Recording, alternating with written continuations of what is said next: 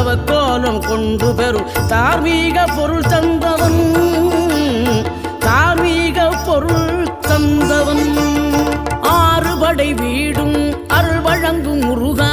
அருகே நீ ஓடோடிவா மூவிரண்டு முகம் ஜொலிக்க 2 கரங்களுடன் ஆதரவு தரும்